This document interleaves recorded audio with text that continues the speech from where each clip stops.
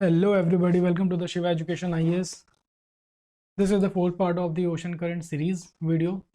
And first में हमने basic details discuss किए थे, सेकंड में अटलांटिक ओशन एंड थर्ड में पैसिफिक ओशन हमने देख लिए थे. And this is the fourth part जिसमें हम इंडियन ओशन के करंट्स को डिस्कस करेंगे. तो लेट्स बिगिन. तो अभी तक की हमने देखा था कि हम सारे ओशंस को वार्म करंट, कोल्ड करंट के बेसिस पे डिस्कस कर रहे थे या फिर नॉर्थ और साउथ हेमिस्फेयर के बेसिस पे डिस्कस कर रहे थे. बट इंडियन ओशन को हम डिस्कस करेंगे सीजन्स के बेसिस पे, विंटर सीजन और समर सीजन के बेसिस पे. वाई, इसका रीज़न देखते हैं अभी. तो सबसे पहली बात तो एक क्वेश्चन है कि अगर कोई भी आपसे पूछे कि एटमॉस्फेयर और ओशन का बेस्ट लिंकेज किस ओशन में है, लिंकेज एटमॉस्फेयर ओशन का बेस्ट लिंकेज किस ओशन में है, तो उसका आंसर है इंडियन ओशन. Okay, why? देखो, सबसे पहले एटमॉस्फेयर ओशन लिंकेज का मतलब क्या होता है. एटमॉस्फेयर ओशन का लिंकेज मतलब ये होता है कि जो चीज़ एटमॉस्फेयर में हो रही है उससे एकदम डायरेक्टली इम्पैक्ट चीज़ ओशन में हो रही है. जो फिनोमेना ओशन में हो रहा है वही एग्जैक्ट उससे डायरेक्टली रिलेटेड फिनोमेना एटमॉस्फेयर में हो रहा है. ओके, तो best linkage of the atmosphere ocean linkage किस ओशन में होती है? इंडियन ओशन में होती है. हाउ? आइए देखते हैं. This is Indian Ocean and this is our beloved India. अब सभी को पता हुआ है कि इंडिया में दो तरह का मानसून होता है, south west monsoon and north east monsoon. तो हम पहले विंटर्स का डिस्कस करते हैं, तो जिसमें हमारा नॉर्थ ईस्ट मानसून होता है. Right, north east monsoon. North east monsoon में विंड्स कहाँ से ब्लो करती हैं? From the land to the ocean, कुछ इस तरह से. Right, this is the direction of the northwest monsoon. Agree? So this would lead to what? This would lead to the development of the currents in the same manner, कुछ इस तरह से. Okay, in the Bay of Bengal region also, कुछ इस तरह से. Okay, so to compensate this they would join.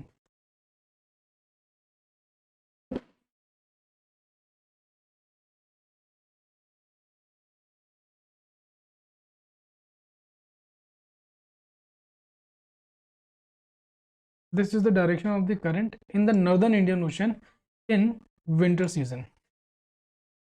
This is the format. तो ये एक एंटी क्लॉकवाइज डायरेक्शन में रोटेट कर रहा है इस तरह से. अग्री और नॉट? तो this is anti clockwise direction होता है, circulation, sorry, anti clockwise. Anti clockwise rotation होता है नॉर्दर्न इंडियन ओशन में. तो ये है हमारा नॉर्थ ईस्ट मानसून करंट. ये हमारी रेड वाली जो है नॉर्थ ईस्ट मानसून विंड्स हैं, और जो ब्लू कलर का ये है, this is a north east monsoon current. Okay, north east monsoon current. And this is Indian ocean counter current. Counter current, why it is counter? Because यहाँ पे देखो winds हमारी ईस्ट टू वेस्ट चल रही होती हैं. राइट, विंड्स हमारी tropical में ईस्ट टू वेस्ट जा रही होती हैं, बट काउंटर करंट इसलिए है क्योंकि ये वेस्ट टू ईस्ट मूव कर रहा है. तो दिस इज काउंटर करंट. तो ये हमने देखा विंटर ओशन में, सॉरी विंटर सीजन में नॉर्दर्न इंडियन ओशन में क्या सीन रहता है करंट्स का, ओशन करंट्स का. अब देखते हैं हम समर सीजन में क्या होता है. अब अगर हम बात करें समर सीजन की, तो समर्स में हमारे पास साउथ वेस्ट मानसून होता है. Right, south west monsoon. इसमें विंड कहाँ से आती है? विंड्स आती है हमारी साउथ वेस्ट से नॉर्थ ईस्ट के डायरेक्शन में. अग्री? मतलब कि विंड हमारी होगी कुछ इस तरह से.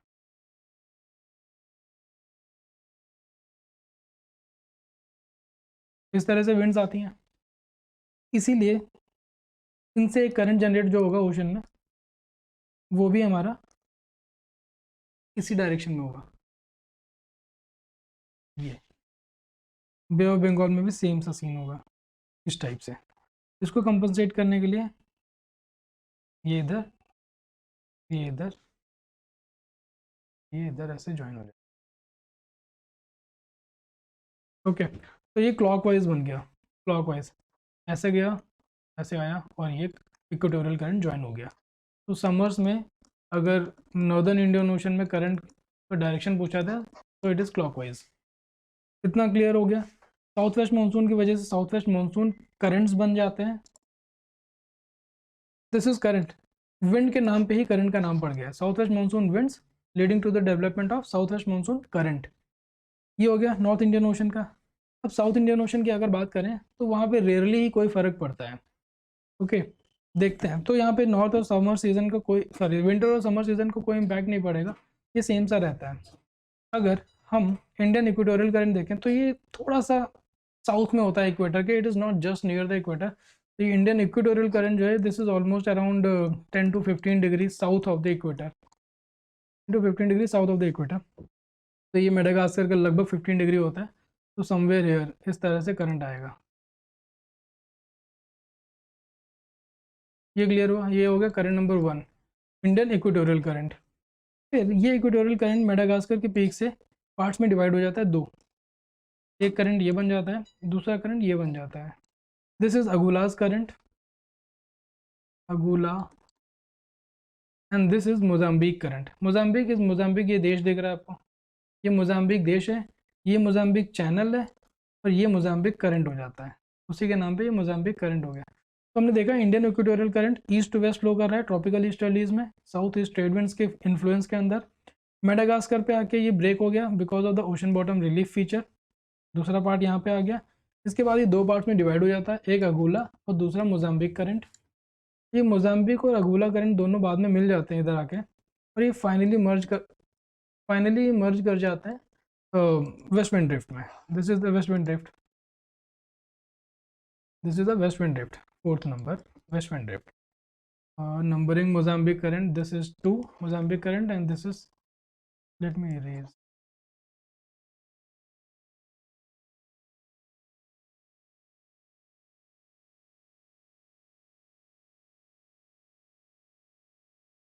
Mozambique current is 2, and Agula's current is 3, west wind drift is 4. So this is simple. And waste wind drift से एक पार्ट यहाँ से ऑस्ट्रेलिया से मर्ज होके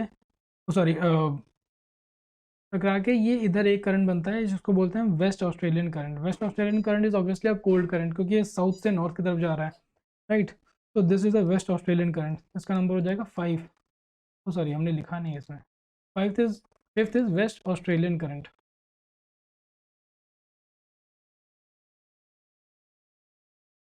this is a cold current, this is also cold current.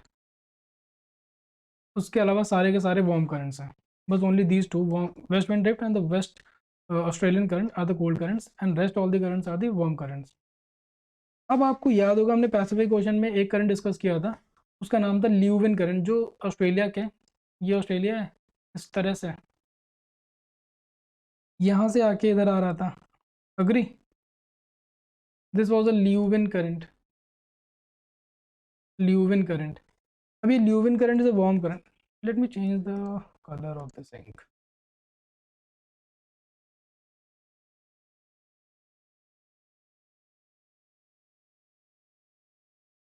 देखो यहाँ से Leeuwen current आ रहा था, ल्यूविन वार्म करंट। अब होता क्या है, ल्यूविन वार्म करंट आता है तो ये जो आपका वेस्टर्न ऑस्ट्रेलियन करंट है ये थोड़ा सा वेस्ट के साइड में शिफ्ट हो जाता है, और ये ल्यूविन करंट यहाँ पे ट्रैवल करता है वेस्ट ऑस्ट्रेलियन कोस्ट पे। अब ये वार्म करंट है, सिंस ये वार्म करंट है तो यहाँ का टेम्परेचर भी हाई होगा, राइट। और जो यहाँ के डेजर्ट होंगे तो उतने एरिड नहीं होते हैं, उतना सूखे नहीं होते हैं, यहाँ पे अच्छी खासी रेनफॉल हो जाती है ऑलमोस्ट 120 सेंटीमीटर के आसपास की, तो they are not very dry. अगर यहीं पे कोल्ड करंट आ रहा होता, ये ल्यूविन करंट ना होता और ये वेस्ट ऑस्ट्रेलियन करंट एकदम कोस्ट के पास से जा रहा होता, तो ये भी करंट, ये भी डेजर्ट्स ऑस्ट्रेलिया के, ये वेस्टर्न डेजर्ट्स बहुत सूखे होते हैं, like Atacama desert because of the Peru Humboldt current, California current because of the California desert because of the California current, they all are dry currents, cold dry currents. तो उनके पास के desserts भी बहुत सूखे थे, मैंने पिछली वीडियोस में एक्सप्लेन किया था। तो दिस इज़ द रीज़न कि वेस्ट ऑस्ट्रेलिया के डेजर्ट्स उतने ड्राई नहीं होते हैं, they have moderate climate and they have moderate rainfall as well. So I think this is all about the Indian Ocean currents, and finally our ocean current series has been over, and in the next video we would come up with other things. And tab tak ke liye thank you. If you liked it, if you think you have gained something, please do like this video and subscribe to my channel. Thank you.